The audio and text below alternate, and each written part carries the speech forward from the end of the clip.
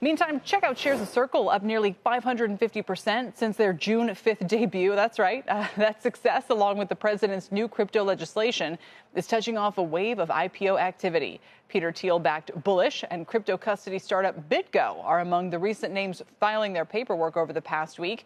Our next guest has been betting on Circle's success for quite some time. His VC firm investing way back in 2018. Joining us now is Bradley Tusk, the founder and CEO of Tusk Ventures.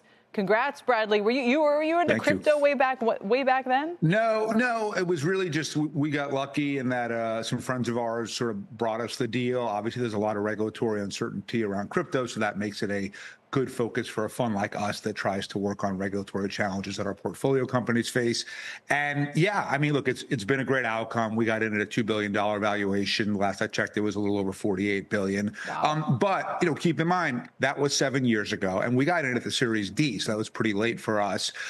So it is an example of venture working, but even when venture works, you're really looking at almost a guaranteed 10-year time horizon. And so people who want to bet on that kind of upside have to understand that it is a very long road. It is a bumpy road, and you will get some really huge wins like this, but a lot will also go to zero. And it's interesting because you're always interested in these regulatory, like the arbitrage, I don't know what word to use, but now, that's gone in crypto as far as I can tell, right? Yeah. Like, now it's like, okay, you guys are set on to the next thing. What's the next thing?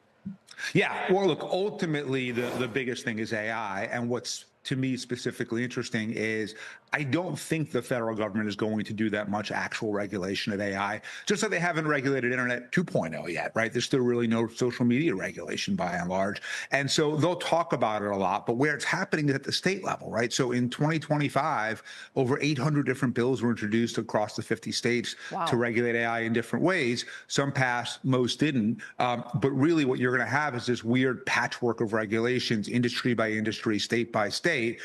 And for us, again, if you're good at, like you said, regulatory arbitrage, it's a huge opportunity.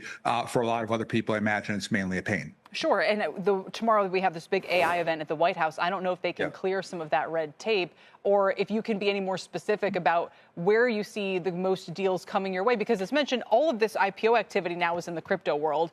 On the AI front, is that where you guys are kind of looking to be early investors of some of these names that in 10 years' time we're going to be going, oh, what a slam dunk that was?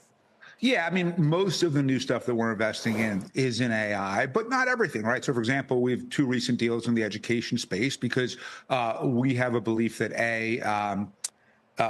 school choice is going to keep expanding. You just saw in the big beautiful bill a lot of federal money for that. We led the Series A of a great company called Odyssey.